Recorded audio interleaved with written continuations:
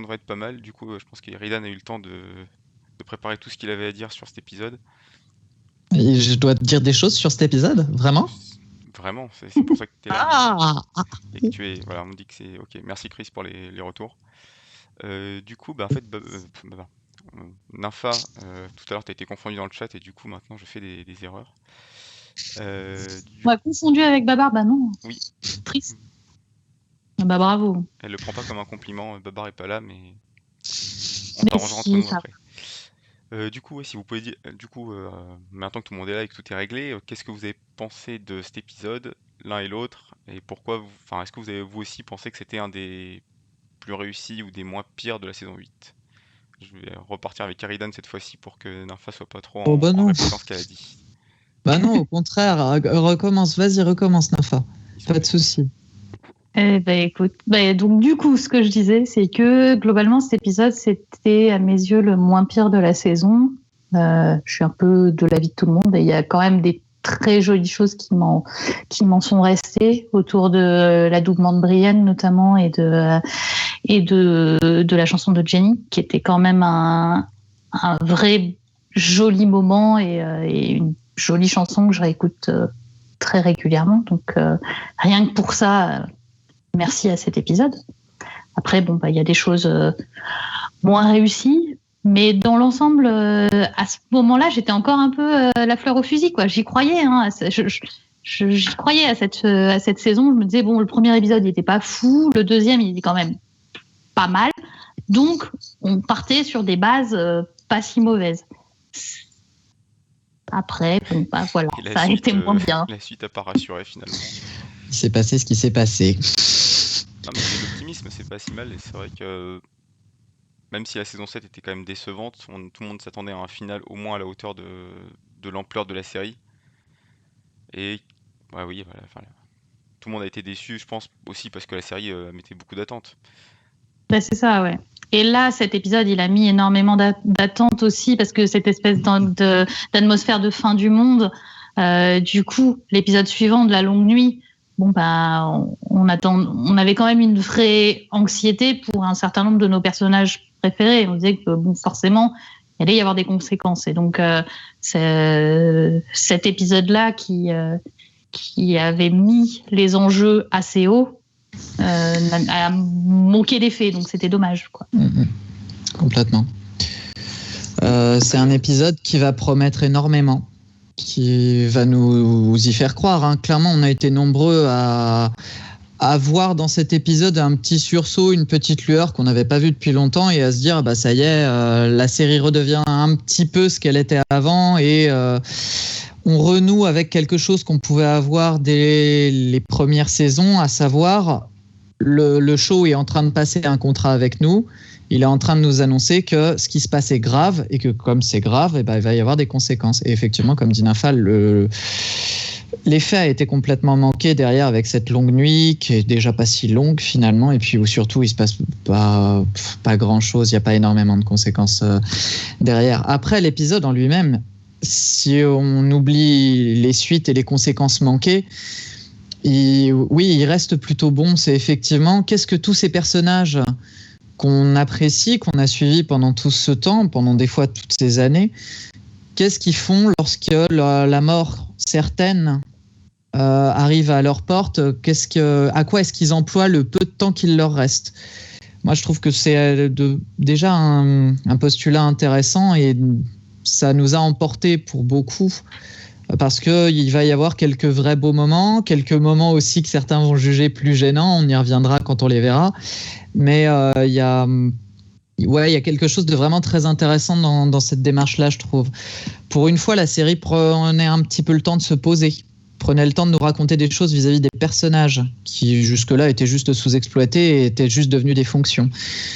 Là, pour le coup, on prenait le temps vraiment un peu de les explorer et pas juste de faire des gags, même s'il y en aura quelques-uns qui seront d'ailleurs assez lourds.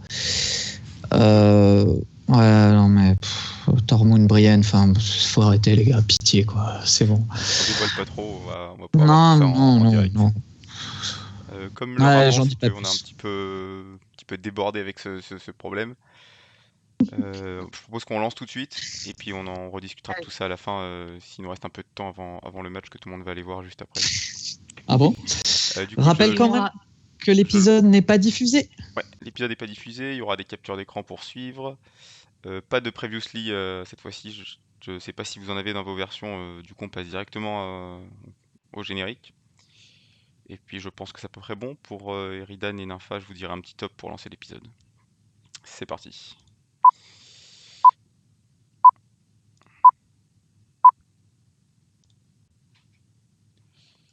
Et on me dit que je suis toujours pas assez fort. Mais je vais régler ça, ne vous inquiétez pas. C'est parti. Première chose qui doit nous marquer, c'est quand même l'énorme changement au niveau du générique. C'est toujours la même chose de base, mais sur cette saison 8, c'est vraiment la seule fois où le générique est aussi actualisé, j'ai envie de dire. Bah, rien que C'est-à-dire qu'il prend en considération tous les événements qui se sont produits depuis le début de la série. Les bandeaux qui entourent le soleil d'habitude ont complètement changé. Cette fois-ci, on nous raconte la guerre des Cinq Rois et plus la rébellion de Robert.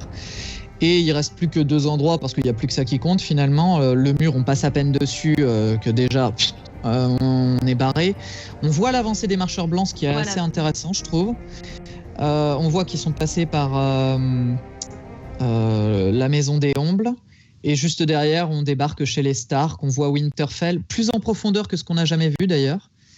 Oui, on rentre à l'intérieur en fait. Avant, on ne rentrait pas dans les châteaux. Là, on rentre dedans et l'astrolabe est en fait inversé. l'astrolabe est changé et on voit à l'intérieur des bâtiments pour la première fois. Ouais. C'est quelque chose qui a été totalement nouveau en fait dans cette saison. Et je sais pas pourquoi ils ont voulu à ce point-là changer sur cette saison-là. Alors est-ce qu'ils avaient plus de moyens à mettre sur le générique ou pas, mais je trouve que c'est un effet qui était surprenant en fait. Ouais, c'était une grosse On surprise. s'attendait pas trop et comme il y a que quelques épisodes, bah en fait l'effet a pas le temps de lasser. Je pense que c'était aussi lié au fait qu'il y avait plus de localité à montrer. C'est Avant, exactement ça.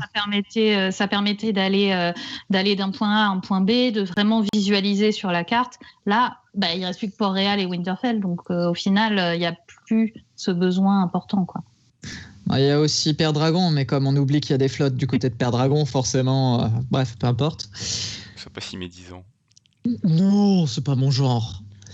Et le super procès de Jaime, où je n'ai ressenti absolument aucune tension tout du long. Il y a Jaime qui est classe, ça marchera toujours et moi ça me fait toujours Ouais, non mais c'est clair. C'est clair. Mais c'est vrai que cette confrontation entre Daenerys et l'assassin de son père, on l'attendait quand même vachement. Et je sais pas, moi, si c'est le fait que Daenerys est super froide, si c'est le fait qu'il y a beaucoup de monde finalement, ou je sais pas, ça ne marche pas du tout avec moi. Je n'arrive pas à rentrer dedans. La suite de l'épisode sera bien meilleure, mais ça, pour le coup, ça m'emballe pas. Le problème, c'est qu'il pourrait y avoir des super enjeux, parce qu'en plus, tu as à la fois les Stark qui ont été détruits par les Lannister et en plus Daenerys, effectivement, dont le père a été tué par Jaime. Donc il y a quand même des vrais enjeux dramatiques, mais d'un autre côté, tu sais très bien qu'ils vont rien faire à Jaime là. C'est ça. C'est le problème des armures de scénario, quoi. C'est que ils vont pas le tuer et le pendre maintenant, alors que la série a arrêté de tuer des personnages principaux depuis bien longtemps. Et puis en plus c'est assez bizarre parce que ça reste bancal. Daenerys qui parle de la rébellion de Robert, etc. Mais elle est assise à côté de Jon Snow et de Sansa Stark et elle a l'air de complètement oublier que en fait la rébellion de Robert c'était même pas les Lannister le problème, c'était les Stark. Ils ont quand même été nettement plus problématiques vis-à-vis des Targaryens. À la cause un peu tardivement, quoi. C'est ça. Bon, du coup, ils ont eu des actes d'éclat, les Lannister, mais n'empêche que le gros du boulot, il a été fait par les Stark et la rébellion, elle a quand même été déclenchée à cause de Lyanna et du meurtre de Brandon, quoi. Donc, bon. Ouais. Du coup, c'est un peu bizarre. Elle a l'air d'avoir oublié un peu ses leçons d'histoire, quoi. Bah, c'est ce qu'on dit dans le chat, c'est que personne ne regrette Aerys non plus. C'est vrai qu'elle, ça reste quand même son père, mais elle semble pas le regretter non plus. Sans l'avoir connu, ça se comprend aussi. Mais je trouve que l'intervention qui va pas tarder à arriver là, de Brienne rend le truc enfin, rend le lien entre les personnages un peu plus sympa. Parce qu'on avait un Oui. peu oublié, j'ai l'impression, Ouais. dans les dernières saisons, où était Brienne par rapport à Jaime. Et là, le fait qu'ils se retrouvent dans cette saison, moi, ça m'a plu. Voilà. J'ai ces petits côtés mignons, mais j'ai bien aimé. Non, complètement. Le lien qu'il y a entre eux. Enfin, disons que ça fait sens que ce soit Brienne qui vienne défendre Jaime justement face à toute cette assemblée. Vu le lien qu'ils ont entre eux, vu en plus le fait qu'elle est une chevalière, enfin, elle va devenir une chevalière et que de toute façon, elle est un symbole d'honneur, un parangon d'honneur. C'est bien que ce soit elle qui vienne le défendre, effectivement. Et c'est aussi Après, que Sansa l'écoute directement. En fait, enfin, oui. ça aussi, ça renforce aussi leur lien. Et ce qui est bien, c'est que du coup, ça permet de remettre les liens entre les différents personnages de quelques regards et de quelques actes sans en faire des tonnes quand même. Et donc ça, c'est plutôt bien joué. J'avais lu que le scénariste Brian Cogman au début disait que il avait eu beaucoup de problèmes avec cet épisode parce qu'il avait essayé de faire des dialogues entre les différents personnages qui rappelaient leurs interactions et ça passait pas, ça faisait page Wikipédia à la fin et du coup il a été obligé de couper dans le gras et de jouer beaucoup sur les jeux de regard, sur les non-dits. Et ce non-dit-là entre Sansa et Brienne, il n'est pas si mal foutu.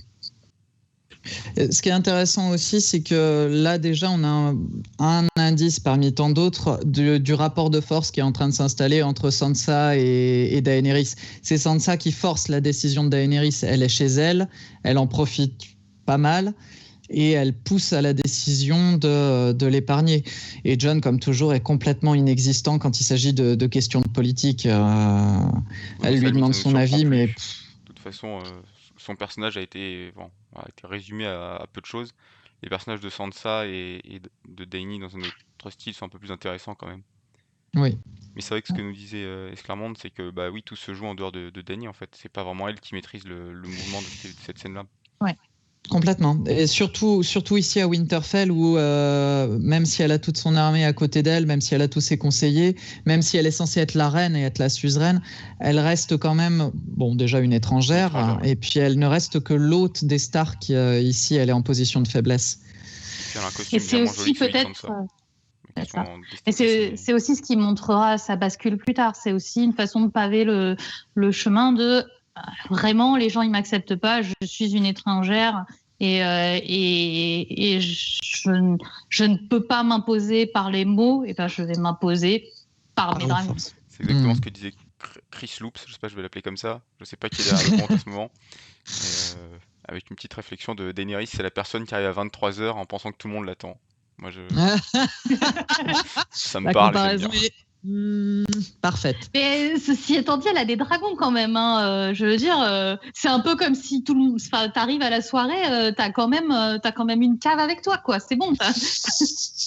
Alors là, on arrive sur la scène géniale où on forge de l'obsidienne. Ça restera le grand moment de cet épisode où la logique a été abandonnée définitivement. Il y a plein de belles choses dans son épisode, mais alors, le début est quand même assez bancal.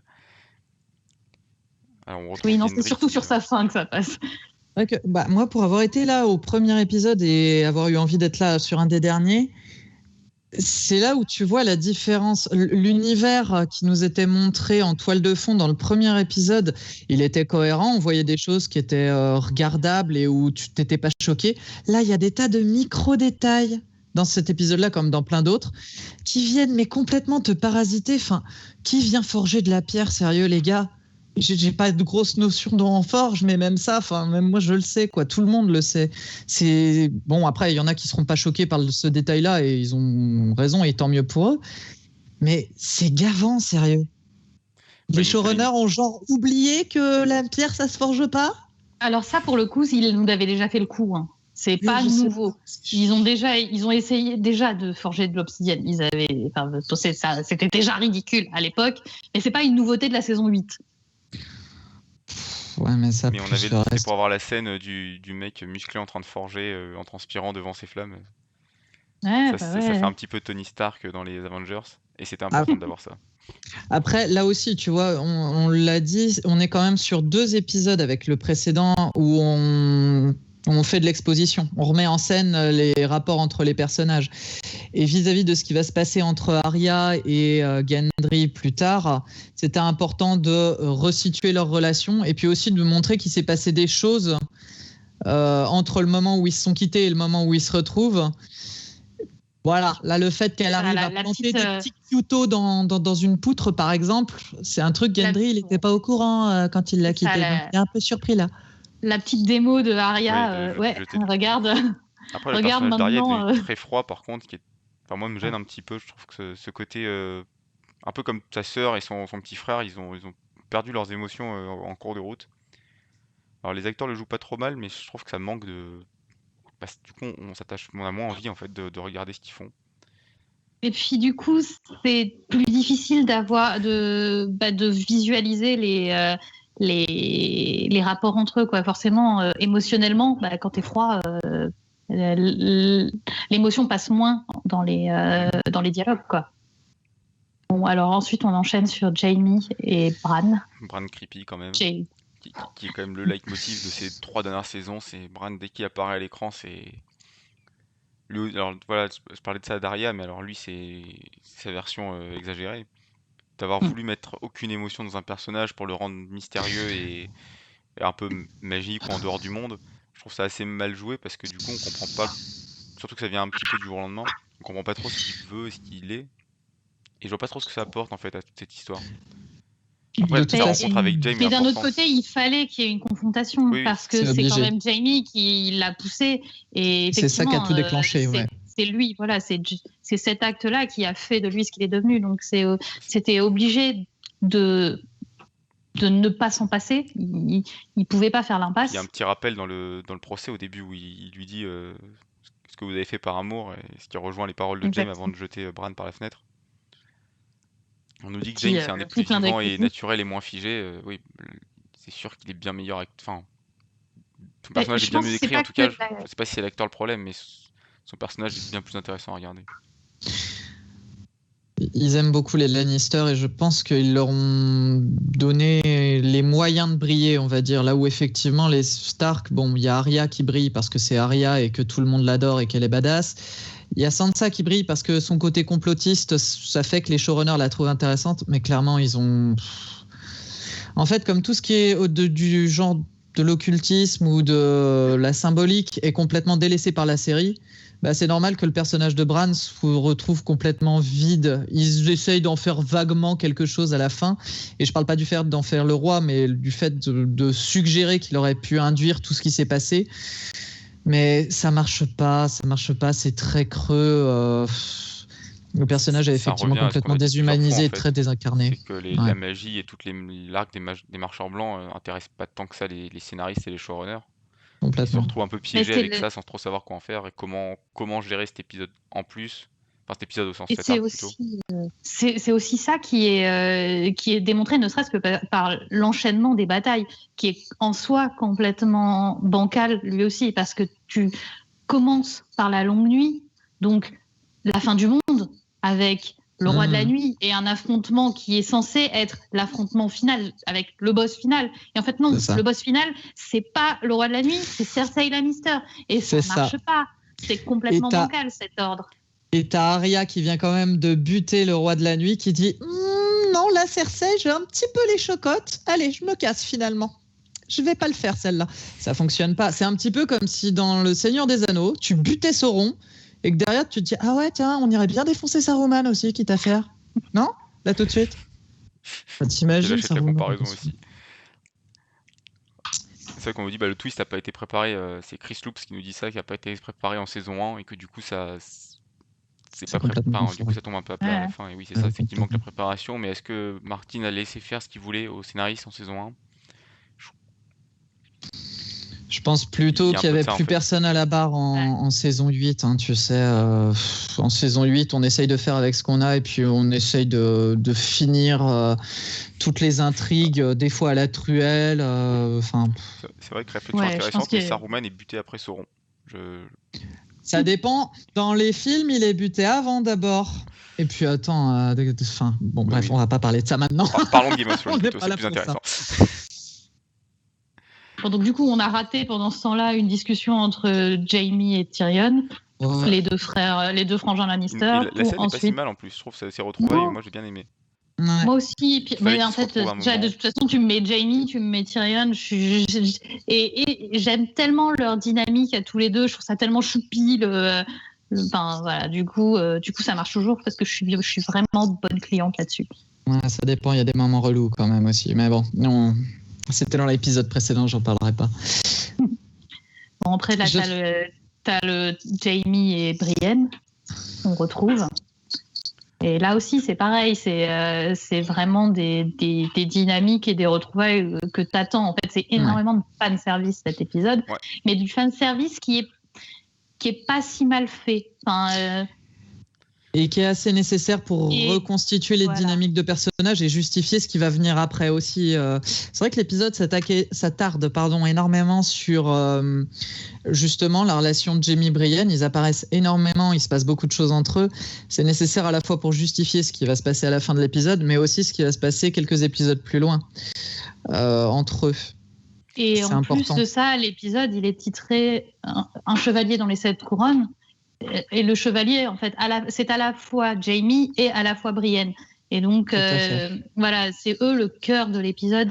C'est pour ça aussi que Jamie a la part belle dans toute cette veillée. Mais du coup, c'est là où tu te dis, ben, après, ils auraient dû en faire une sortie et peut-être tuer Jamie, au moins tuer Brienne. Enfin, il y a quelque chose, il manquait des conséquences derrière cet épisode. Il y a des choses manquées, il y a des choses vraiment manquées, complètement. Il y a des choses manquées, mais par exemple toute cette scène là où il y a Jamie qui finit par dire je suis plus aussi bon qu'avant, du coup je veux bien être sous ton commandement, Brienne. Ça lui donne quand même une profondeur d'expliquer tout son parcours et qu'il est plus le guerrier arrogant qu'il était. Moi j'aime bien cette scène là, je trouve qu'elle marche en tout cas, et oui, on ça voit marche super Pod bien. en arrière-fond, qu'on comprend qu'il lui est devenu bon, et on arrête de parler de ce qu'il a fait avec des prostituées pendant 6 épisodes, 6 saisons. Je trouve ça pas mal aussi de l'avoir, même si son personnage est plus très important, d'avoir quand même pensé à le remettre. Il a aussi la part belle dans l'épisode. On y reviendra au moment de la chanson, mais Oui. Enfin, tu sens que je sais pas pourquoi, mais bizarrement, Pod, c'est vraiment le seul personnage quand tu reprends toute son évolution qui a la belle vie dans Game of Thrones. C'est le mec qui commence écuyer, minable, complètement timide et tout. Il finit dans la garde royale, tu sais pas comment. Un petit peu par piston à mon avis. Quand même, Tyrion. C'est le copain et de il plafond, est tout quoi. content, il est là, il est guilleret. Alors là, c'est parti sur Mormont et Dany. Là encore, pour resituer les relations entre eux, effectivement, avec Jorah qui nous joue la partition du chevalier, d'une loyauté. Le personnage a quand même été très édulcoré dans la série, je trouve. On oublie quand même facilement que c'est un gros salopard aussi à côté de tout ça. Oui, c'est vrai que sa trahison, on l'oublie vite. Ouais. Sa trahison, le fait que ce soit un négrier, il y a tout un tas de choses. C'est un mec qui a quand même pas d'honneur et très peu de scrupules. Et là, depuis 4-5 saisons, ils en font le parfait chevalier désintéressé auprès de Dany. Alors qu'en fait, c'est un agresseur sexuel dans les livres, faut pas non plus l'oublier. Bref, moi, j'aime pas ce personnage. Justement. Dans la série, non, ils ont. Ouais, dans la série, ils l'ont édulcoré de fou. C'est peut-être pas plus mal aussi, parce que ça aurait été difficile à passer à l'écran. Là, tu touches à des choses pas faciles à jouer en plus. Oui, non, et puis je suis pas sûr d'avoir envie de voir ça. Dans les livres, Dany est encore plus jeune, du coup, ça rend la chose encore plus creepy. Bien d'accord. Par contre, il y a cette scène-là, du coup, de retrouvailles, négociations entre Sansa et Daenerys. C'est un peu les deux femmes fortes de l'épisode, mais en fait de toute la saison. Parce que Cersei perd un peu de sa superbe. Et c'est une scène Vas-y, Nafa. C'est pareil, c'est hyper intéressant parce que c'est là aussi où on voit la dynamique entre les deux, où du coup Daenerys elle arrive et elle essaye de devenir copine avec Sansa. Elle lui parle de mec, elle lui parle de famille, et Sansa elle parle de politique. Elle parle aussi de gouvernement, Daenerys. Là, il y a eu un petit échange où elle dit. Mais oui, je vois ce que tu veux dire. Elle veut récupérer le Nord, de façon. Comment on dit seul. Je cherche le mot, désolé. Ça, c'est la fin de journée. Bah, Ah, souveraine, quoi. Elle veut être Indépendance, oui, merci. souveraine. l'indépendance, tout à Voilà, fait. c'était ce mot-là. Mais on voit cette espèce de roc qui est Sansa et on voit Daenerys qui se penche, même dans le jeu, on voit qu'il y en a une qui essaye de s'approcher de l'autre, de tendre, et l'autre qui reste de marbre. Et c'est assez intéressant. Pour le coup, c'est bien joué. C'est bien joué, c'est bien filmé. Et puis c'est une dernière Ouais. fois, on voit Daenerys avoir, ouais, comme tu dis, des petits sourires, des petites attentions pour essayer de charmer un peu Sansa. L'opposition est assez claire. Et puis je reviens sur le costume de Sansa qui est juste super. Ah, mais il Ah, défonce oui. tout. Les Non, autres, mais vous voyez là, de toute façon, elle est tellement bien habillée. Il n'y a pas à dire. les Clairement. costumes en général sont bien foutus, mais celui-là, je le trouve vraiment super bien. Bon, moi, mon costume préféré de Sansa reste son costume de couronnement à la toute fin. Là, c'est juste le top du top du top du top du top du costume. D'accord. Envoyez vos dons pour l'offrir à Nympha, s'il vous plaît. Exactement ça. Il va en C'est falloir. C'est vrai que je pense qu'il me semble qu'on l'avait pas beaucoup évoqué à l'époque, mais Daenerys, c'est d'habitude celle qui arrive à séduire facilement. Je veux dire, elle a tous les mecs à ses pieds. Enfin, Tyrion, elle a rien à besoin de faire pour le séduire. Jon, c'est pratiquement pareil. Il faut aussi dire que les acteurs là-dessus sont particulièrement godiches dans leurs interactions. Pareil, Jorah, Dario, tout ça, c'est des gens qui lui sont tombés dans la poche, mais tout de suite, parce que ils sont tombés sous le charme immédiat. Sansa, c'est la seule personne qui va vraiment lui résister, qui elle va pas pouvoir séduire. Peut-être justement parce que c'est une femme, mais là, elle est obligée d'être dans une démarche de séduction qui fonctionne même pas du tout. Là aussi, comme tu dis, effectivement, Sansa est vraiment un rock vis-à-vis de ça. Ça crée vraiment une dynamique intéressante. Oh mon Dieu, j'avais oublié Théon. J'ai oublié que ça Ah, venait mais de là, alors, oui. cette J'ai revu hier, ça scène-là, m'a fait rire. moi, j'avais quand même beaucoup aimé. Enfin, j'avais trouvé ça Ouais. super émouvant, en fait. Et alors, apparemment, au début, ils avaient prévu tout un dialogue entre Sansa et Théon où ils discutaient des sévices qu'ils avaient subis. Et finalement, là, juste en un regard, en Ouais, un un petit peu câlin, d'avance. ils arrivent. Oui, bon, mais on va en parler dans 3 secondes. Mais du coup, ils vont arriver à mettre une émotion de fou, quoi. Et moi, c'est une des scènes qui est super réussie de cet épisode. Vraiment, je la trouve magnifique, quoi. Ils ont vraiment réussi à créer quelque chose entre Théon et Sansa et qui est, pour le coup, vraiment très bien faite, très pure. Et la rédemption de Théon passe énormément par Sansa, hein, de toute façon, depuis plusieurs saisons, pardon. Ce qui est intéressant là aussi, et ça, c'est là aussi où la scène est vraiment très bien faite, c'est qu'en très peu de temps, ils font passer énormément de messages. Théon est revenu, mais il n'est pas revenu pour Daenerys, qui est censée être sa reine. Il est revenu pour les Stark, et en particulier pour Sansa. C'est pas forcément dit de manière très explicite, mais ça se comprend et c'est clair. Et enfin, c'est vraiment très bien joué. Et ça amène en plus une profondeur au personnage de Théon qu'il rachète d'énormément de choses qu'il a pu commettre sur les saisons précédentes, quoi. Bah, dans la Et saison précédente, on avait toujours déjà vu l'acteur, retrouver il est Jon. excellent. L'acteur est excellent, par ailleurs. On l'avait vu retrouver Jon et il retrouve Sansa. C'est vrai qu'il y a tout un parcours de se racheter après auprès de tous les Stark jusqu'à la fin où il se rachète en protégeant Bran. Après, bon, moi j'ai vraiment quand même du mal avec ce Théon où son arc est tellement rushé dans cette saison 8. Enfin, là encore, on a les meilleurs morceaux, mais dans l'épisode précédent, son but c'était d'aller sauver sa sœur. Il fait ça, sérieux, il met même pas 5 minutes, quoi. Bonjour, j'ai réussi à rentrer dans le bateau de mon oncle. Allez hop, je te sors, vas-y, retourne dans les îles de fer, je retourne chez les Stark. C'est le problème de la saga, enfin de la série en général. Là, il y a un truc qui est intéressant, je sais pas si vous avez fait attention, c'est que les enfants qu'on voit manger leur soupe, ils sont habillés comme les sauvageons. Alors, je me suis fait la réflexion en préparant l'épisode hier. Et en fait, c'est là qu'il y a des sauvageons qui sont à Winterfell. Il y a des familles de sauvageons qui ont été planquées, entre guillemets, à Winterfell, en plus des armées du Nord. Tout à fait. Et il y a aussi ce rappel de Shireen qui a à la fois été hyper importante pour Gilly et pour Davos. Et là aussi, sans le moindre dialogue entre les deux personnages, il recrée le lien. On se rappelle de ah bah oui, c'est vrai, Davos, il a aimé Shireen. Gilly, c'est Shireen qui lui a appris à lire. Et enfin voilà, il y a pareil, juste en mettant cette petite fille, ils remettent un lien entre les deux personnages qui, de base, n'ont pas forcément de raison de beaucoup discuter ou quoi que ce soit, quoi. Bah, et puis moi, je termine rapidement là-dessus, après on passera à Tormund, mais ce que je trouve intéressant aussi, c'est que vraiment ils ont réussi quelque chose de sympa avec Davos, je trouve. Le mec émin du roi, bah, il sert quand même à la soupe populaire, tu vois. C'est, enfin, Oui, Bah, il c'est a un une personnage qui reste humilité tellement folle, humain. ouais. Voilà. Et ça, pour le coup, bien joué la série quand même, quoi. Parce que c'est très in caractère, justement. Davos, c'est le mec qui se retrouve là, mais il est complètement dépassé parce qu'à la base, c'est juste un contrebandier qui a eu de la chance. Et c'est tout.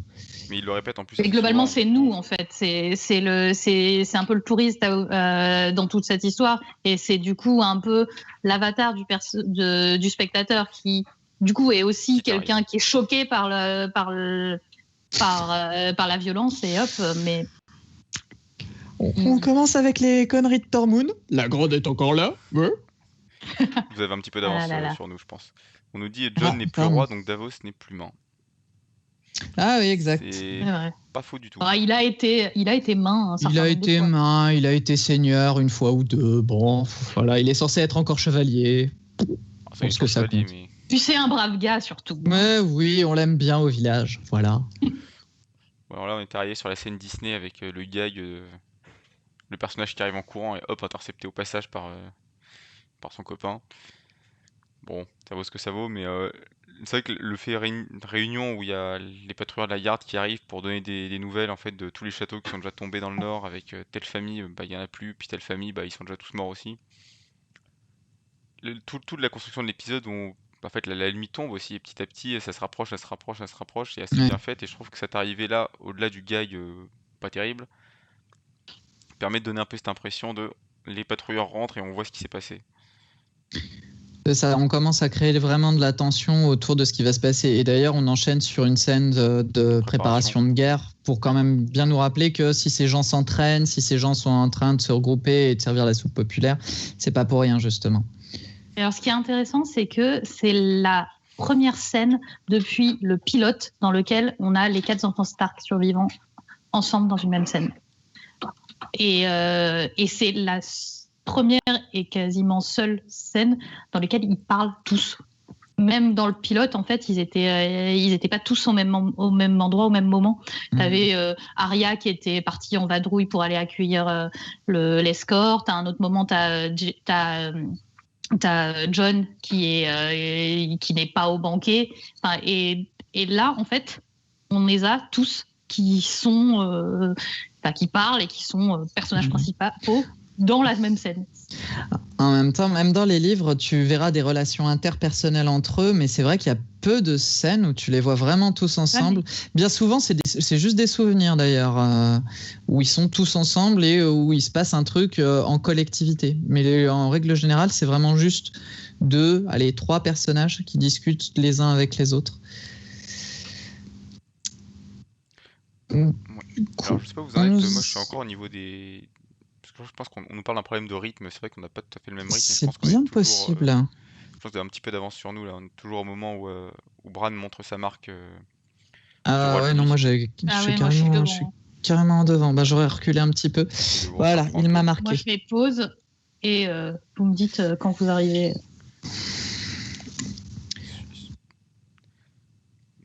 Non, là, Pour le toute coup, cette c'est scène de préparation avec la carte aussi. Bon, ça donne un peu le côté Bran qui sait tout et qui et qui dit a rien. tout prévu, je vais faire la patte, tout ça. Bon, c'est toujours le problème de Bran en fait. Moi, je répète un peu, mais j'ai du mal avec ce Avec le personnage traitement qui, en du fait, perso, ouais, ouais. complètement. Non, puis en plus, c'est pas cohérent parce que typiquement, il se pose la question du feu de dragon.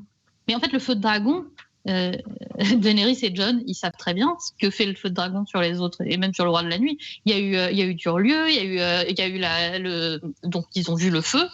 Il y a eu ensuite cette truc, il y a eu le mur, il y a eu ce fameux épisode au-delà du mur là. Oh non, j'avais réussi à l'oublier. De la squad. Enfin, ils l'ont vu en fait le feu face aux autres et apparemment ils ont oublié comment ça marchait. Finalement ils se disent peut-être que ça va marcher le feu de dragon sur le. Ils ont Kinda Forget aussi. Bah ouais. Oui, bah clairement. Non, mais ils avaient décidé qu'ils allaient faire un truc cool et inattendu, à savoir que ce serait Arya qui buterait le roi de la nuit. Désolé, je spoil, mais là, franchement, on s'en fout. Et c'est nul. C'est nul.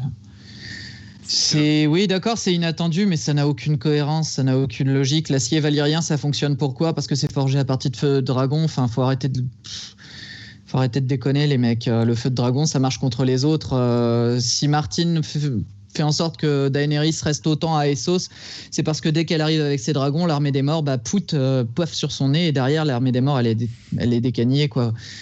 C'est illogique et c'est stupide, On a quand même sérieusement. Jon qui a montré tout son charisme durant cette réunion. C'est important En de même pas temps, alors trouver. attends, parce que là, si je me souviens bien, John, il s'est déjà mangé la révélation qu'il couchait avec sa tante. Donc c'est vrai Oui, que mais il c'est lui a pas aussi encore dit. compliqué pour lui. Non, il Il lui lui a a pas pas dit, encore mais dit. ouais, c'est vrai qu'il le vit pas bien. Dans cet épisode, il est pas super au top, le pauvre. Il vient d'apprendre qu'il a couché avec sa tante, c'est pas super, C'est vrai super qu'il y a mieux, bien il y a, pour le il y a mieux à moral. vivre. Ok, d'accord. Alors je mets quand même le chat au défi de nous trouver un épisode où John est super au top. Voilà, juste comme ça. Donnez-nous vos idées en commentaire, comme on dit. Non mais. Là, on passe sur la scène où on a donc. Là, c'est le tour de Vergris d'apparaître à l'écran. Et c'est là où tu vois que vraiment ils ne savent pas quoi faire de Bran. Tyrion arrive en lui demandant ça a l'air intéressant ton Raconte-moi ton truc de histoire. savoir absolument tout savoir sur l'histoire de cette couronne. Tu voudrais pas me le faire partager? Et là, les showrunners disent non, ça nous intéresse pas, nous. Ça vous intéressera pas, Alors, vous, les spectateurs. ce que j'avais lu quelque part, c'est que c'était peut-être dans cette interaction entre Tyrion et Bran que les graines pour Tyrion de pourquoi est-ce que Bran était le vrai souverain avaient été semées. Oui, C'est quand même vraiment, vraiment dommage que du coup, il nous ait pas montré pour de vrai cette interaction-là. bien sûr. Il y a juste Tyrion qui demande. Alors, on nous propose la bataille de Château Noir pour Jon. Bon. Quand Oui. même, il bute Ygritte. Oui, mais il est bon. C'est Enfin, pas. C'est l'acteur pas en tant lui qui le que fait. Kitty, Ah oui. Ouais. Kitty fait le travail, quoi. Ouais. Bon, là, c'est quand même le couple mignon de la saga, celui-là. Enfin, Vergris et Missandei. Ouais. Un peu Je ridicule pensais qu'on parfois, mais. parlait d'Ygritte encore parce que et John, pour le coup, pour moi, c'était un peu le couple mignon de la Oui, saga. mais alors, Mais... ils sont morts, en fait. Du coup, Oui, c'est mais compliqué. voilà. Justement, la mort d'Ygritte, elle est belle. Oui. Bon, mais Ça. ceci étant dit, du coup, là, la discussion de Missandei avec Vergris, elle est quand même terriblement croquignole parce qu'en vrai, donc ici, ils sont tristes parce qu'ils sont rejetés, parce que c'est des étrangers. T'as toute la thématique autour du racisme qui est effectivement, hein, voilà, visuellement, ils clashent hein, dans l'univers de Winterfell. Mais du coup, ils veulent aller à Nat. Et à Nat, il y a quand même des papillons qui donnent une maladie. Et Qui cette tue tous les maladie, étrangers. elle va tuer tous les étrangers. Bon, c'est pas Regardez, dit dans la il y a série, je pense. Fantôme. On peut leur enlever ça, c'est pas dit dans la série, mais. Par contre, on Regardez, a il vu y a un bout de Fantôme. Ghost. Profitez-en bien. On a vu un bout de Oui, Ghost, et ça, c'est important de le préciser parce que même. Vous le reverrez plus parce que John en a rien à foutre de Fantôme. Voilà. je lui ai jamais pardonné. Au revoir, Fantôme. Ouais, alors là, il y a Maintenant un que je gros suis trauma, je sur suis un dragon, désolé, j'en ai plus je rien peux à rien foutre faire de pour eux. toi. Non, mais vous vous rendez pas compte. Mais alors, quand John part sans faire une petite gratouille à Ghost, mais alors vraiment, mais lui, hein, il est mort pour moi, ce mec. C'est le moment où il embrasse son côté Targaryen pour délaisser complètement son côté Stark. Qu'est-ce que tu veux? C'est très diabolique. Oui. Il le mérite pas, hein, pauvre Non, Ghost. clairement. Alors, je passe Il aussi va pour. perdre une oreille pour lui, quoi. Petit message pour Esclarmonde, qu'est-ce qui s'est passé pour haïr à ce point-là Vergris dans le dernier épisode? Ou dans l'avant-dernier épisode? Parce qu'on nous dit que Vergris, je le hais maintenant depuis la saison 8, épisode 5. Mais je sais plus ce qui se passe en saison 8, épisode 5. Il soutient Daenerys et il tue des civils non armés et Ah, c'est possible, c'est ça. Enfin, je sais pas, je propose. Oui, bon, après, c'est son métier. Hein. Oui, Ouais, complètement. puis on a tué Missandei, il est triste. Il massacre les prisonniers. Ah oui, c'est vrai qu'il y a cette scène où il Il est un massacre peu les colère. prisonniers. Il massacre des prisonniers, oui. Oui, mais voilà, il est en C'était pas colère, cool. on a tué sa chérie, tout ça, c'est pas beau. Moi, j'aime bien cette petite retrouvaille là, des anciens de la garde. Ça fait un peu la réunion des anciens combattants, mais. Et on commence la super longue scène. Discussion au coin du feu. Encore un petit... Oh, on est bien synchro, j'aime bien ça. Il y a un petit côté Dracula, je trouve, là, les deux devant leur cheminée, je sais pas pourquoi, ça a peut-être rien à voir. Mais c'est vrai que la discussion des deux frères, avec une Mais tête ça de marche quel toujours, vicieux. hein. C'est méchant. On avait dit pas le physique. Alors, c'est qui? C'est Chris ou Loops là d'ailleurs? Parce que j'ai perdu le compte.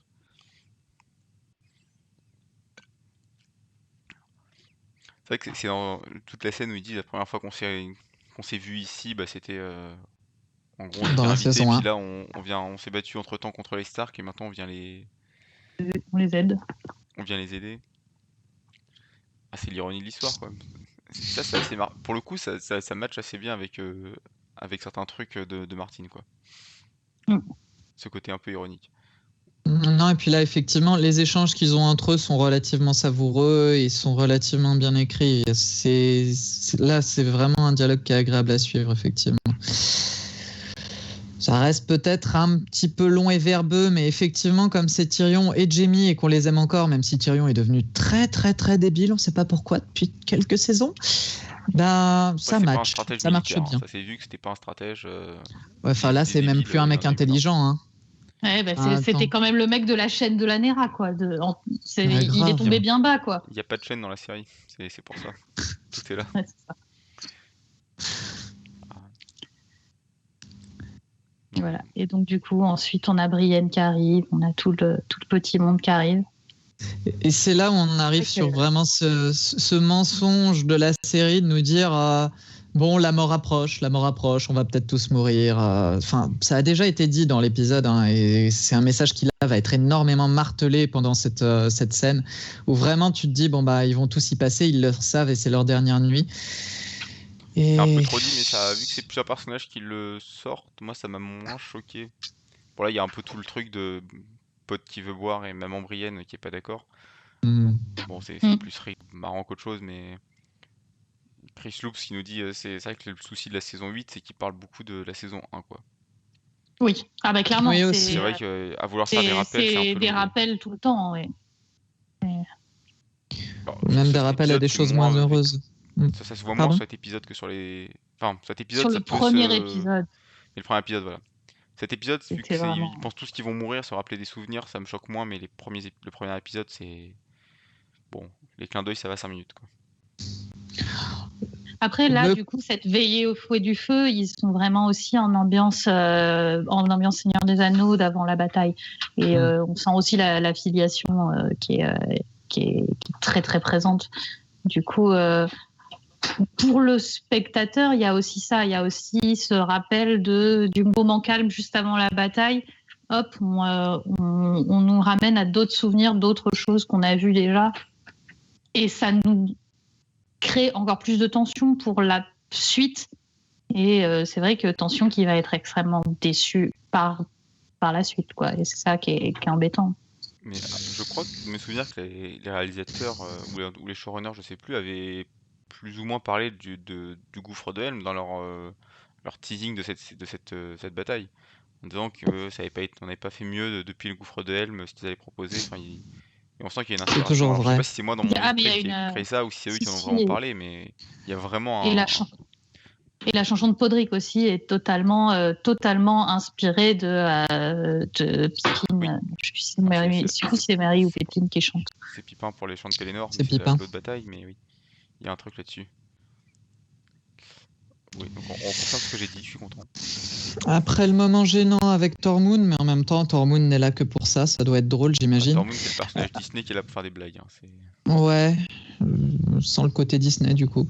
On passe à Sandor et Arya, un Bon, couple apparemment, ils avaient dit ils un truc. adorent et qui m'ennuie profondément, je dois Ah dire. oui. Ah, Mais moi, ce là, qui c'est m'ennuie, c'est pas pareil. Sandor, c'est Arya dans cette histoire, parce que Sandor est dans son personnage et Arya est trop, pareil, trop froide. Et en fait, là, pour le coup, moi, je suis vraiment perturbée par le livre où elle le laisse crever comme un chien parce qu'elle veut qu'il souffre. Je pense que c'est encore pire que de lui accorder cette grâce. Et du coup, pour moi, c'est le pire acte de Arya de tout le livre pour l'instant. Ce moment où elle refuse d'accorder une grâce, et parce qu'elle veut qu'il souffre le plus possible, je trouve que c'est d'une violence absolue. Et du coup, ça match absolument pas dans mon esprit avec ce qui se passe ensuite dans la série, où du coup, on a cette espèce de buddy movie entre les deux. Et alors, effectivement, dans la série, il n'y a pas cette tension, mais du coup, moi, dans la Arya et le Sandor que j'ai en tête, il pourrait pas être dans cet niveau de discussion. De complicité limite, parce que là, la suite va le démontrer. En plus, Sandor prend complètement Arya sous son aile par la suite, dans un rapport très paternaliste. Sandor dans la série est un peu plus protecteur envers Arya, et il y a quand même tout le passage entre. On verra ce que fera la série avec ces personnages, si jamais les livres, pardon, avec les personnages qui se recroisent. Mais Arya a quand même vécu pas mal de choses entre temps. Est-ce que le limier qui lui est passé sur l'île Repose dans les livres peut pas devenir un peu quelqu'un d'autre et se retrouver un peu une place auprès d'Arya? Je sais pas trop encore ce que ça va donner, mais je serais curieux de voir s'il se retrouvait dans les livres en fait. Ceci dit, j'aime bien la conclusion de leur échange avec le fait que quand t'es à 2 doigts de la mort, passe pas ton temps avec 2 vieux cons et puis va t'éclater ma fille. Oui. Oups, spoiler. C'est vrai qu'il y a Jaime et Tormund qui n'étaient jamais vus et qui sympathisent avant ce que nous dit Escalante, c'est Jaime et Tormund. Mais ça, c'est parce que c'est Brienne qui les rapproche. C'est ça. C'est ça. Et donc effectivement, après Gendry et Arya, et en fait, ce qui est très embêtant entre eux, c'est qu'il y a aucune alchimie entre les deux acteurs. Autant quand ils étaient plus jeunes, dans les premières saisons, on pouvait y croire à leur espèce de romance naissante, de truc un peu mignon. Mais là, il y a zéro alchimie entre les deux acteurs. Je trouve que Gendry joue sa partition, mais Arya, effectivement, froide et désincarnée comme ils lui ont demandé de jouer, j'y crois effectivement beaucoup moins. Gendry, je vois certaines choses dans les regards, dans les sourires, où j'arrive à y croire. Arya, un petit peu moins, quoi. Et puis, ça fait vraiment très consommatrice, quoi. Bon, je vais mourir dans 1 heure. C'est ça, exactement. Je crois me souvenir que tu avais des abdos, c'est ça? Bon, allez, c'est parti. Dessape-toi, mon kiki, et on est parti. Après, moi, je suis super ambivalente avec ça parce que d'un côté, je trouve ça super bien qu'une série montre un personnage féminin qui prend en main sa sexualité et qui est maîtresse de sa sexualité. Le problème, c'est que là, la scène, elle marche super mal à cause de l'alchimie et même, en fait, j'arrive pas à me convaincre que Arya voudrait s'envoyer en l'air plutôt que de passer sa soirée avec Jon Snow et qu'elle soit pas qu'elle ne soit pas en famille, mais non, pas se taper Jon Snow, voyons. Ouais, ce serait possible. Hein. Mais pour moi, Arya, si elle veut mourir, si elle pense qu'elle va mourir, c'est vers sa famille qu'elle se tournerait. Et j'ai du mal à me dire, non, en fait, elle va passer la nuit avec un mec. Mais pourquoi pas, après tout? Je sais pas, il y a un truc qui me gêne dans ce réflexe. Je trouve que la scène est relativement mal amenée, mais encore une fois, c'est beaucoup lié au jeu à ce qu'ils ont fait du personnage d'Arya. Entre les personnages, après, cette idée, pourquoi pas. Après l'idée, ouais. Mais l'idée, je la trouve. Moi, je la trouve importante. C'est comme plein de choses dans la série. Hein. C'est un grand pourquoi pas, mais il faut bien le faire, quoi. C'est ça, exactement. Après, il y a aussi le fait que les acteurs étaient a priori très gênés. Maisie Williams, elle a quand même dit qu'elle était persuadée que c'était une blague. En fait, ce qui s'est passé, c'est que Sophie Turner l'a appelée parce que Sophie Turner lisait plus vite les scripts qu'elle. Donc Sansa Stark, elles sont super copines dans la vraie vie. Et donc du coup, Sophie Turner a appelé Maisie Williams en lui disant « Mais t'as lu le script de l'épisode 2 ? Mais vas-y, lis-le, va à telle page, Et en fait, Maisie Williams était persuadée que c'était une blague. Et parce que a priori Benioff et Weiss avaient l'habitude de donner des faux scripts et de faire des petites blagues comme ça. Et donc du coup, elle dit non, c'est n'importe quoi et tout, c'est une blague. Et pendant des mois, elle croyait dur comme fer que c'était une blague. Et après, bon, du coup, non, après, ça se passe vraiment, quoi. Et alors, ils lui ont dit, mais il n'y a pas de souci, on te filme dans les angles que tu veux. Enfin, ils ont cherché vraiment à la mettre à l'aise. Mais n'empêche que elle-même, elle y croit pas, quoi. Ce que je pense, c'est, enfin, malheureusement, ce que je pense, c'est qu'il y a peut-être un peu une histoire de quota là derrière. C'est cool d'avoir mis un personnage féminin qui gère sa sexualité. Effectivement, moi, lorsque j'ai vu la scène, c'est ça qui m'est venu comme réflexion en premier. C'est pas mal aussi que ce soit un personnage auquel on s'est attaché pendant tout ce temps et où on nous montre, bon bah voilà, on a connu une petite fille, maintenant c'est une adulte, donc fuck off, elle vit sa vie, quoi. Là où c'est vraiment dommage, c'est que j'ai l'impression que c'est un choix par défaut. Sansa, après ce qu'elle a vécu, elle pouvait plus coucher avec un homme, et franchement, la faire coucher avec qui, Sandor, niet, Théon non plus, ça s'y prête pas du tout, donc pas Sansa. Daenerys, elle est sur Jon Snow, et malheureusement, vu les révélations de l'épisode précédent, elle peut pas trop se le taper. Et il nous reste Brienne, mais ça, ils vont le réserver pour plus tard. Donc, j'ai l'impression presque que le choix d'Arya, c'est un peu un choix par défaut. Et c'est là où je trouve ça effectivement maladroit. Oh, avec tout ça, on a digressé, mais on arrive à quelque chose de très fort, justement. Oui, bah c'est toute et la plus belle, c'est toute la plus belle scène de tout cet épisode, quand même. Hein, la scène de l'adoubement de Brienne. Qui est, moi, elle m'avait vraiment foutu les larmes aux yeux, quoi. Quand j'ai vu cette scène, l'émotion l'actrice le rend très très bien, de l'actrice. Ouais. Et puis j'aime bien l'idée que ce soit Tormund qui propose ça d'une façon, mais comment ça, elle est pas chevalier, enfin, pour lui ça n'a pas de sens parce que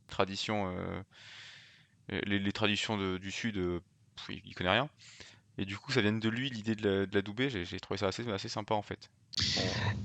Et là où c'est drôle, c'est que lui-même, ne pouvant pas l'adouber parce que lui-même n'est pas chevalier dans les traditions, c'est finalement sur Jaime que ça retombe. Donc là encore, la scène est plutôt bien trouvée. C'est l'idée de Tormund, mais il n'y a que Jaime qui peut le faire. Enfin, il pourrait y avoir aussi Davos, mais ça n'aurait aucun sens. Donc, l'idée de Tormund va aller sur Jaime et finalement, c'est lui qui va gagner le crédit auprès de Brienne de l'idée de Tormund. Dans la dynamique des personnages, allez, c'est quand même plutôt bien trouvé, quoi. Non, et puis comme disait Nympha, c'est une scène qui est quand même... Qui est très, une scène à retenir, je pense, de cet épisode. Même de toute la saison. Enfin, cette scène-là, elle est quand même formidable. Et puis c'est un peu cette émotion entre les deux. Que tout le monde attendait, que tout le monde voulait voir venir. Et c'est du fanservice d'une certaine façon, mais qui est bien fait. Voilà, ça c'est du beau fanservice. Je dirais moi que c'est une conclusion de l'intrigue qui, pour une fois, n'est pas rushée, qui est logique, qui est cohérente et qui est bien faite, qui est bien amenée. Donc non, vraiment, je le vois pas que comme du fanservice, si tu veux. Et le titre, c'est Chevalier des 7 couronnes. Et c'est super drôle, c'est qu'en plus, c'est le titre des nouvelles de Dunkelhoff. Et là tu as en plus ce tout petit clin d'œil aux fans du livre, mais qui est un clin d'œil hyper bien amené parce que beaucoup supputent que Brienne serait une descendante de Dunk. Et du coup, en faire le titre de l'épisode et le titre par lequel on l'appelle, parce que normalement, tu n'es pas chevalier des 7 couronnes, tu es chevalier adoubé et au service de quelqu'un. Et là, elle est chevalier des 7 couronnes et ça de suite, ça la classe comme en lien avec Dunk et pour l'amateur d'élite, c'est un vrai petit clin d'œil. Il y a 2-3 trucs intéressants dans le chat. Et on dit que Nicolas Coster-Waldau joue très bien avec ses yeux et c'est vrai que de toute façon, vraiment les deux jouent très bien dans les deux sont formidables dans cet épisode. Je suis tout à fait d'accord avec ça. On nous dit aussi que Brienne, peut-être qu'on aurait pu la tuer dans l'épisode suivant. Ça aurait conclu ça, ce truc. Bien sûr. Que ce soit Jaime et Brienne, ça aurait été des très très belles conclusions et il n'y avait pas besoin d'en faire après.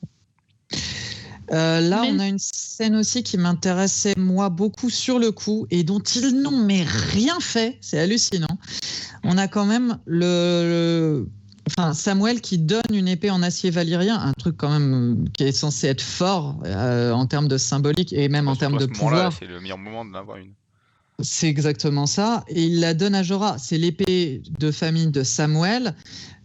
Jorah, dans la saison précédente, avait fini par dire à Jon « Ok, mon père t'a filé l'épée des Mormons, et tu sais quoi, garde-la. » Du coup, Ça aurait pu être vraiment très très fort, cette épée en acier valyrien dans les mains de Jorah. C'est dommage qu'ils en aient rien fait, mais là aussi, Bah, les la épées scène en acier intéressante, la valyrien, ils en conclusion ont est mauvaise, tellement quoi. rien fait. Mais la Et scène c'est est marrant sympa parce que là, dans cet épisode, en fait, c'est l'épisode où toutes les épées plus le poignard en acier valyrien, ils sont tous à Winterfell. Tous ceux qu'on a Exactement ça. vus dans la série, ils sont tous à Winterfell. Parce qu'au Donc, tout début, on voit l'épée de Jaime qui lui est rendue à la fin de son procès. Sur le procès. On nous dit Jon lui prête Ghost comme arme dans l'épisode après. Oui, alors est-ce que Ghost est une arme? C'est méchant. Bien ça. sûr. C'est petit ça. Non. Ce sont des Mais, bêtes fauves, elles ne servent qu'à ça, on est Sam bien donne au courant. ça au fils de Mormont qui, comme il le dit, lui a un peu tout fait de lui. Enfin, Jeor Mormont du coup. C'est quand même plutôt sympa. Oui, Glass est revenu à Winterfell. Oui, comme je disais, c'est l'épée de. C'est l'épée de Jaime en fait. Enfin, c'est la moitié de l'épée. Et celle de Glass. Brienne, oui, oui. Celle de... Et l'épée de Brienne est déjà c'est là. Glass. Franchement, C'est Glass, quoi. Glass en deux morceaux, en mais plus Glass qui est revenue et elle est là. Et Glass est là pour défendre les Ça, c'est quand même symboliquement, c'est joli, quoi. C'était très fort et ils en ont absolument rien fait. Et on arrive à la chanson de Jenny. Est-ce que l'épée est de Jorah... Est-ce que l'épée est brûlée avec Jorah après? Bah j'espère pas quand même. J'espère qu'ils l'ont enlevé du bûcher. De toute façon, l'acier valyrien ne font pas. De toute façon. Mais bon, pour la poignée, quoi, elle est jolie, elle est incrustée et tout. Et c'est vrai que la chanson de Jenny, c'est sublime, quoi. Et ça aussi, c'est un super joli clin d'œil au lecteur du livre parce que c'est une chanson qu'on voit régulièrement, qui était chantée par Aegar, et qui a une très souvent évoquée, oui. C'est énormément de symbolique, énormément de théories autour de cette chanson. Et du coup, c'est quand même vraiment un très, très joli hommage qui est fait. Et en plus, musicalement, elle est super jolie, quoi. Et après, la version par Florence and the Machine, elle est quand même... Elle pète la classe, quoi. C'est trop bien. C'est ça, t'as juste envie de l'écouter en boucle, quoi. Bah moi, je vous avoue que je vous ai mis en sourdine là pendant tout ce temps et j'ai kiffé. Non, t'étais pas tout seul. D'autant que la scène suivante m'intéresse très peu parce que je la trouve pas très bien faite. Non, la chanson de Jenny, elle est vraiment très bien faite. Et pour moi, ce que j'ai apprécié, je vais te dire, c'est que je l'ai mis en parallèle avec la chanson qu'on a eue sur la saison précédente et dont personne ne se souvient parce que c'est tellement mal amené, c'est tellement mal fait que ça n'a marqué personne. On a juste trouvé que c'était nul. C'est la chanson où ils ont fait venir Ed Sheeran pour chanter devant Arya avec c'est tellement froid des mains d'or, c'est tellement chaud des mains de femme. C'est juste mal amené, c'est pas le moment, c'est complètement déconnecté de ce que signifie la chanson et de la symbolique qu'elle peut avoir dans les livres. C'est juste un moyen basique d'amener un guest et ça marche pas. Là, ce que j'aime vraiment dans la chanson de Jenny, c'est déjà qu'ils ont inventé les paroles et ils leur ont donné une sacrée signification par rapport à ce que les personnages sont en train de vivre. Oui, puis on voit c'est-à-dire qu'on parle des fantômes, on parle de Jenny en train de danser dans les halls des rois disparus. C'est totalement ce qui est en train de se passer. Les spectres vont arriver, ils vont danser à Winterfell, on va se battre. Enfin, le hall des rois disparus, c'est les rois du Nord qui sont morts. C'est les cryptes. Vraiment, on arrive sur les cryptes. Le passé et le présent sont en train de se rejoindre et en plus de ça, les paroles qui ont été créées, qui ont été inventées pour la chanson à ce moment-là sont très bien écrites. Limite, je vais te dire, j'ai presque envie que Martine reprenne ces paroles-là dans les livres. Après, il ne le fera jamais. Je pense que si jamais, si jamais de toute façon, il leur parlera de la chanson de Jenny. Je pense qu'il aurait du mal à ne pas les reprendre, en fait, moi. Si jamais, elle est tellement rentrée. Je pense qu'on n'aura jamais toutes les paroles dans les livres. Ça reste un truc assez énigmatique. Mais c'est ça, voilà. Je pense qu'il restera juste sur le. Je pense qu'il restera juste sur le refrain, mais pas plus. Mais si jamais il voulait l'écrire, à mon avis, il aurait du mal à écrire autre chose que celle-là. Et je pense qu'en plus, il l'a suffisamment entendue pour qu'elle lui soit aussi rentrée en tête et lui-même a dit qu'il l'appréciait beaucoup. Hein. Il en a dit beaucoup de bien. Donc, pendant ce temps, et ce qui est marrant, c'est que Florence and the Machine, donc, qui chante ensuite le générique, elle avait déjà été contactée par la production pour chanter lors des Noces pourpres. C'était elle, à la base, à qui les showrunners avaient demandé de chanter The Rains of Castamere. Mais elle n'avait jamais vu la série. Et du coup, je me suis dit, bon, non, en fait, ça m'intéresse pas. Et puis, entre-temps, du coup, ils l'ont recontacté et voilà. Mais c'est marrant, c'est que finalement, ils avaient en tête d'avoir cette voix et ils le font, quoi. Pendant Je ce suis temps, on a la désolée, je révélation regarde la Aegon scène en Targaryen. même temps, mais ouais, mais c'est Non, mais cette scène, mauvais. Oh, je c'est comprends horrible. pourquoi cette scène m'a laissé un si mauvais souvenir. Punaise, déjà le mec, oui, je suis Aegon Targaryen, Daenerys. Mais quelles sont tes preuves, John? Bah, J'en sais c'est une rien, des rares mais je fois où sais que c'est c'est assez vrai. intelligent, je trouve. Parce que pour une fois, on nous balance pas un truc sorti de nulle part. Elle a une réflexion un peu sensée pour une fois, qui est de dire, bah, c'est ton pote qui a sorti le truc, merci, mais ça vaut rien. Ouais, c'est Pour une ça, fois qu'on c'est n'a pas quelque chose complètement qui sort ça. du chapeau de nulle part. Alors, la scène est mauvaise, mais au moins Daenerys, c'est une réaction sensée Ah, de pas y complètement, croire. complètement. Et Et puis ce qu'il y a de c'est rare drôle, en c'est fait. quand même que du coup, t'as l'impression que non seulement John a un problème avec le fait d'avoir couché avec sa tante, mais en plus il a un problème avec le fait que sa tante n'ait pas un problème avec le fait d'avoir couché avec lui. Et, et ça, c'est quand même super drôle. Mais d'un autre côté, bah, Daenerys, pendant toute son enfance, Viserys, il expliquait qu'il allait se marier avec elle. Elle, bon, bah, coucher avec son neveu, Oui, bon, c'est moins ça bien, Oui, la, ça mais la traumatise. c'est Pire, c'est presque pas ça. mieux que c'est coucher avec l'usual son stuff, frère, quoi. c'est clair. Non, mais du coup, bon, bah, elle, son problème majeur, c'est que du coup, elle a un Elle a mec un qui a concurrent, ouais. plus de, elle a un concurrent qui a plus de droits au trône qu'elle, quoi. Et c'est quand même nettement plus emmerdant pour elle que juste de coucher avec son neveu, que bon, bah, de toute façon, on l'avait promise avec son frère. Alors, est-ce que tu veux qu'elle en a. Enfin, voilà, quoi. Là, on a... Mais c'est drôle parce que John, lui, Ah bah, tu sens ça chacun pour sa le coup, vision et tu chacun sens son truc. que vraiment mais ça c'est drôle, enfin, c'est drôle et c'est pas si mal fait. Et pour une fois, il joue pas si mal la gêne et le. Ah, ça Et lui va attends, bien. Parce que pour une fois, c'est ce qu'il doit pourquoi. jouer. Oui, c'est ça. Ouais. Mais on a quand même eu la fin, c'est une petite la réunion des trois sur les murs avant juste l'arrivée des marcheurs blancs. C'est Dany, Tyrion et Jon Et qui sont John. un peu dans l'imaginaire, les trois chevaucheurs le dragon. Enfin, s'il devait y en avoir trois, ça serait eux trois. Et du coup, que ce soit eux qui fassent tout à la fin face à l'armée des morts. Je sais pas s'ils y ont vraiment pensé, parce qu'est-ce que Tyrion est vraiment un dragonnier, je sais pas ce qu'on pourrait dire dans la série, mais en tout cas, je trouve que ça marche très bien. Et cette armée des morts qui arrive juste avant face à Winterfell. Alors on se demande pourquoi ils attaquent Winterfell au lieu de le contourner, mais passons sur ça. Mais terminé sur cette image, Ils t'ont dit pourquoi ils ouais. attaquaient Ouais. pour Bran. Pour Bran, Bran Ah est oui, la c'est vrai. cible. Enfin, c'est quand même dommage d'attendre qu'il soit dans Winterfell et pas ailleurs, quoi. Bon. Pour Bran, oui, c'est vrai, oui, c'est pour Bran. Mais enfin bon. Après, ils ont des catacombes pour aller le chercher par en bas, hein. Ça aurait été plus facile. Non, mais ce qu'il y a de bien, c'est quand même que du coup, ils ont envoyé Tyrion parce qu'il serait quand même vraiment en sécurité dans les cryptes. Vous savez, là où il y a les morts, quoi. C'est quand même une Il y a quand riche même eu idée deux, trois d'envoyer gros clins d'œil, on les est passé femmes et dessus, les, mais on Ouais, va avec puis t'envoyer dans les les femmes et cryptes, les on met enfants c'est pas et grave. Tyrion dans les cryptes. C'est quand même une riche idée quand tu sais que les mecs, ils vont pouvoir relever les morts. Ouais, après, niveau stratégie, c'est pas les meilleurs. Bon, bah, du Ouais, coup, non. l'épisode est terminé. Moi, enfin, là, je l'ai vu deux fois, du coup, hier et aujourd'hui. Et bah, c'est une des premières fois où je fais ces lives où je suis pas déçu de revoir un épisode. C'est quand même triste, Oui. mais j'ai bien aimé la revoir. Voilà. Non, mais il y a quand Et même des scènes magnifiques. Enfin, la scène de Oui. Brian et Jamie, enfin, elle est sublime, quoi. ouais, et Même, puis toutes même les la scène réunions de la sont sympas. chanson, je la trouve très bien faite parce que, outre le fait que la chanson est magnifique, ça on l'a déjà dit plusieurs fois, je trouve aussi qu'elle est très bien filmée. Tu revois tous les personnages par duo, par trio, par voilà. Ouais, Enfin, pas tous d'ailleurs. Je crois qu'on a manqué les moins importants, genre peut-être le Limi, on Sandor le et voit pas, Beric, mais dont je sais pas. personne n'en a rien à foutre. Mais tu revois les personnages importants dans leurs derniers instants de complicité, avec des paroles qui en plus sont assez fortes. Enfin, vraiment, je trouve que ouais, il y a quand même des très belles trouvailles dans cet épisode, ce qui fait que c'est un épisode qui est à nouveau très regardable, quoi. Oui, j'allais dire. Oui, Heureusement que la majorité a voté le pour jeu cet des épisode-là acteurs est pour quand même la bataille, quoi. excellent sur certains trucs. Bah, pareil, la scène de Sansa et Théon, bah, vraiment, je la trouve adorable, quoi. J'adore cette scène. Bah, mais Théon, enfin, sa conclusion, même si elle est un peu absurde, enfin, ça charge un peu désespéré à la lance dans l'épisode d'après.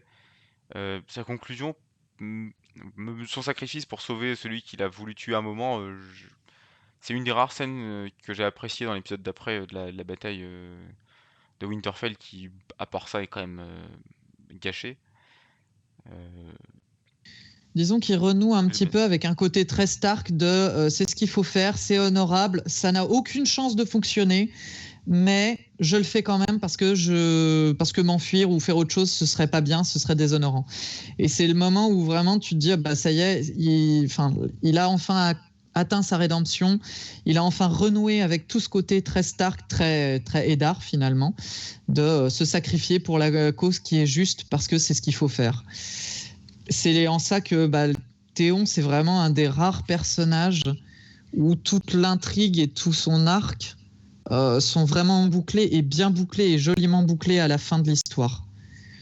Et où pour une fois, t'as pas une mort parce que c'est juste une mort parce qu'on sait plus quoi faire du personnage. La mort, moi, m'a attristé, mais dans un sens, enfin, elle fait sens. Elle est sans doute nécessaire, Ouais, puis même après tout ce qu'il si a ça me fait vécu, du mal de l'admettre pour la rédemption. voilà, pour tout Pardon. ce qu'il a vécu, ça paraît le sacrifice, même pour lui, ça paraît peut-être être le mieux entre guillemets qui puisse lui arriver.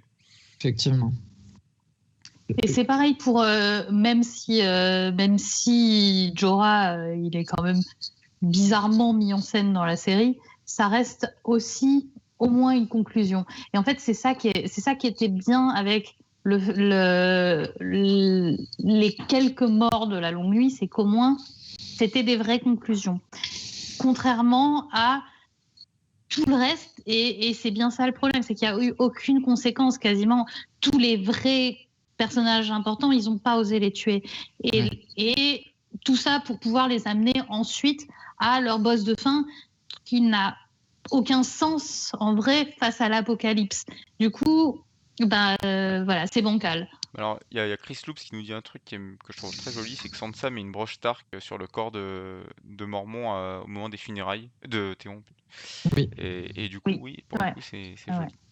Il y a Beric qui meurt aussi dans la longue nuit. On peut peut-être dériver un petit peu encore quelques minutes sur la longue nuit, du coup. Ouais, mais Beric, le c'est problème, c'est pareil. que son personnage est pas... Enfin, on va se kiffer dans la série, en fait. Il est là, il est pas là, il se retrouve au nord du mur, il se retrouve au sud. Après, c'est un personnage que j'adore dans les livres. Mais le souci, c'est qu'en fait, Beric Martin, lui, il s'en occupe dans les livres en faisant, on va dire, une plateforme de lancement pour le personnage de Lady Cœur de Pierre, mais je ne peux spoiler personne, allez lire les livres. Là, dans la série, effectivement, ils savent plus trop quoi en faire, donc ils en font rapidement un symbole christique. Le mec a ressuscité 7 fois. Maintenant que son prêtre rouge attitré est mort, il peut plus ressusciter. Donc il finit par mourir en faisant un signe de croix et en empêchant les morts de passer, en sauvant la vie d'Arya. Bon, c'est pas très intéressant. Mais je trouve les personnages secondaires... Pardon ? La scène où il meurt les bras en croix, je suis désolé, c'était too much. Moi, je trouve les personnages secondaires mal foutus. Franchement, je vois aucun intérêt au Clegane. Je vais être honnête, hein, je vois un intérêt au Clegane Ball dans les livres, bien sûr, parce que ça a été très bien construit. Dans la série, ça m'ennuie profondément. Je trouve que le Clegane Ball a été très mal amené parce que toute la tension entre les frères, on la connaît, on sait qu'elle existe, mais on comprend pas forcément très bien leur origine. C'est très mal rappelé. Il y a des petits rappels de temps en temps, mais moi, c'est pas quelque chose que j'attendais et c'est pas quelque chose qui a fait sens pour moi. Du coup, dans la série, je trouve juste ça mal fait. Bon, le fait qu'à la fin, Sandor tue son frère en le projetant dans les flammes, à la limite, ouais, ok, il y a un rappel avec le fait qu'à la base, tout dérivait un petit peu du fait que Grégor avait brûlé le visage de Sandor, donc il y avait toute la thématique du feu. Pourquoi pas, mais je trouve ça très mal construit. Et j'ai le même problème avec Beric. Ça ne fait pas sens. Il meurt de la chute, puisque. Enfin, c'est pas vraiment montré que c'est les flammes, il meurt de la chute. Ouais. C'est ça. Mais même dans les livres, j'espère. Enfin, toi, tu dis que ça serait amené. Moi, je préférerais que le limier s'arrête à l'île repose et que son arc s'arrête là. Je préférerais aussi, après, connaissant la petite Martine, tu sais, avec les intrigues, est-ce qu'il va renoncer à ça, à ce duel fratricide finalement qui nous tisse depuis l'épisode 1 ? Ça serait joli quand même que la fin du limier, enfin moi je trouve ça joli que la fin du limier, ce soit justement qu'il soit sur une petite île reculée du monde à planter des navets. Après tout ce qu'il a fait, qu'il soit apaisé, quoi. Il a eu la paix et il mérite que ça en fait. Et justement qu'il renonce à ça, qu'il renonce à vouloir tuer son frère. Et qu'il ait plus besoin de ça pour vivre, en fait, qu'il arrive à passer au-delà de ça, au-delà de sa haine. Je trouverais ça joli. Et Après, c'est peut-être ouais. mon côté un Après, peu. je pense Ah, qu'il il nous a montré repose pour nous rappeler qu'il existait et qu'il va nous le repasser après derrière, hein.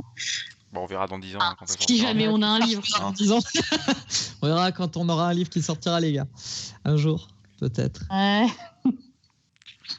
Bref, on va pas dériver là-dessus, c'est pas la peine. Bah, on arrive doucement au bout de ce live. Je sais pas si vous avez des choses à rajouter, Nympha ou Eridan, ou dans le chat. Moi, je suis pas sur le chat, donc j'ai rien à Non, mais rajouter je dans pose le des chat. questions ouvertes, hein, vous avez le droit de réagir sur ce que vous voulez. Non, bah rien, peut-être juste refaire l'annonce du fait que même si on a fait un épisode par saison, on compte en faire un deuxième, même si les gens qui nous suivent doivent le savoir, mais on compte en faire un deuxième. On compte revoir l'épisode, le tout dernier épisode, l'ultime épisode, qui n'est heureusement pas un épisode de bataille, d'ici la semaine prochaine, en fait. Dimanche. C'est ce Le dimanche. 4.